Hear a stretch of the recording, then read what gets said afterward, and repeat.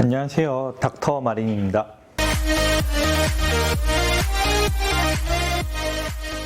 세상이 조금 직업적으로 옛날에는 회사를 들어가면은 정년퇴직할 때까지 웬만하면 다니시고 이런 안정성이 보장이 됐는데 이제 뭐 40대, 50대가 되면은 명예퇴직을 하신다거나 이런 일이 좀 많아지고 있잖아요. 제 친구들도 이제 그 회사 다니던 친구들 제 나이대가 되니까 나온 친구도 있고 이직을 이제 생각하는 친구들도 있고 그러거든요. 그래서 고용의 안정성, 그래서 점점 공무원 열풍이 불었던 것도 그런 이유일 거고, 또 직업적으로 전문직, 그게 꼭 의사가 아니다 하더라도 좀 더 직업의 안정성을 많이 찾으시는 것 같아요. 제가 아까 일하면서 저희 막내 원장님한테 좀 질문을 막 했었어요. 가장 최근에 이제 저희 중에서는 그분도 뭐 한 10년 됐지만은 가장 최근에 수능을 봤던 분이고, 친구들이 이제 뭐 후배들이 아직 어리니까 물어봤는데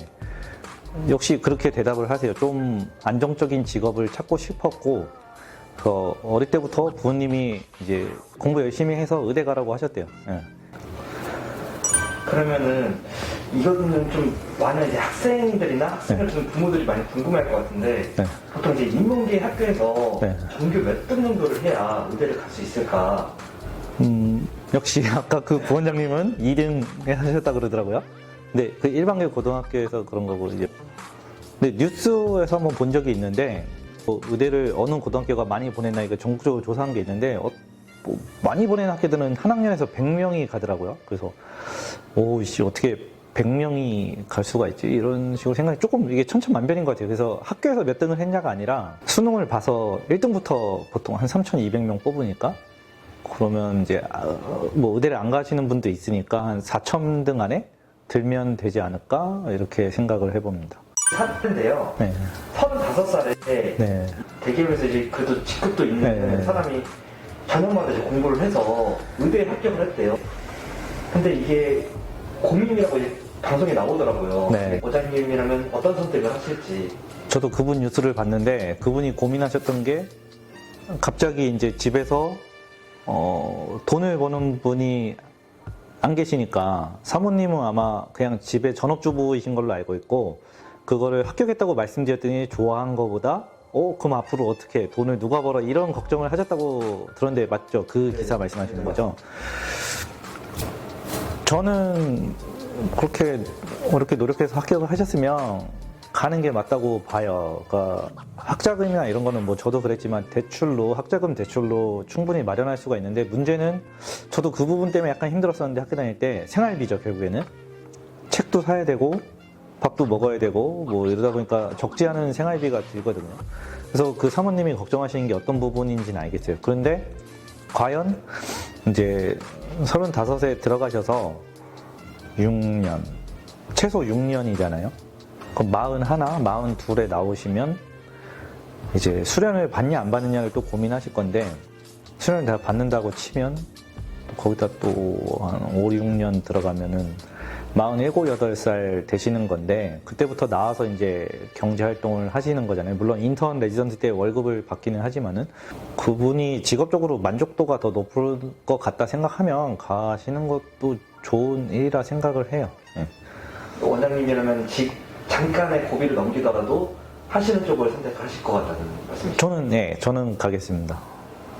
저 아는 사람 중에 붙었는데 안 간 친구가 있어요. 다시 수능 봐서 더 좋은 데 간다고. 굳이 따지면 세 번째 안에 드는 데인데 첫 번째를 가겠다고 안 간 친구가 있어요. 좀 특이하죠. 이해가 저도 잘 안 됐던 부분인데, 그렇게 아예 입학을 안 하는 친구도 있고, 들어가서 요새는 또 반수를 많이 한다 그러더라고요. 지방에 있다가 서울로 올라오기 위해서.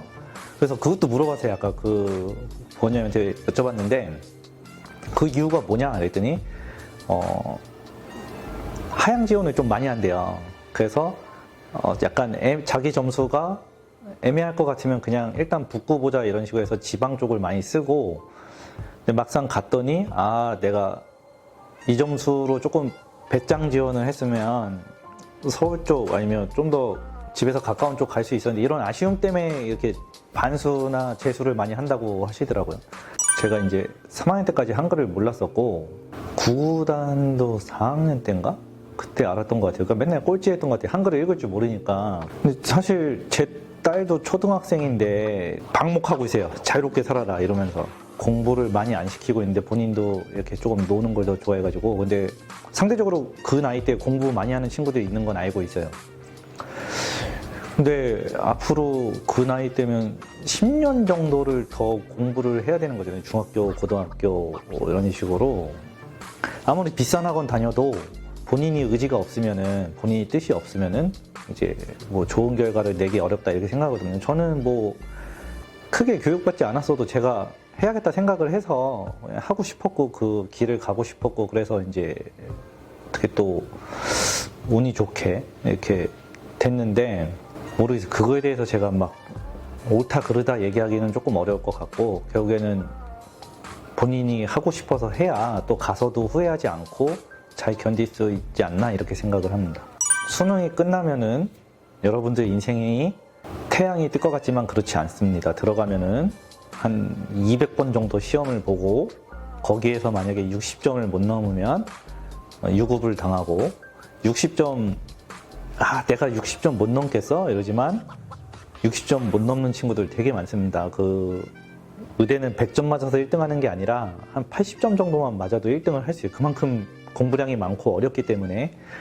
그래서 그 20점 사이에서 80점이랑 60점 사이에서만 이렇게 왔다 갔다 하는 거예요. 1등부터 꼴찌까지가. 그래서 엄청난 공부량이 있어요. 근데 그게 만약에 정말 자기가 가고 싶어서 간 게 아니라면 약간 버티기가 힘들어요. 그래서 본인 시켜서 어쩔 수 없이 공부하는 부분도 있겠지만 내가 왜 하고 싶어 하는 건지, 이 길을 왜 가고 싶어 하는 건지에 대해서 한 번쯤 진지하게 생각을 해봤으면 좋겠어요. 평생 할 일이기 때문에 그게 안 맞으면 굉장히 힘들거든요. 저도 주변에서 안 맞는 데 와가지고 되게 힘들어하는 친구들을 많이 봤어요. 적지 않아요, 그 수가. 그래서 본인이 정말 하고 싶은 건지 그거를 이쪽 계통에서 일하시는 분들을 만나서 여쭤봐도 되고 혼자서는 그걸 다 알 수 없으니까 그런 식으로 해서 좀 도움을 받았으면 좋겠습니다.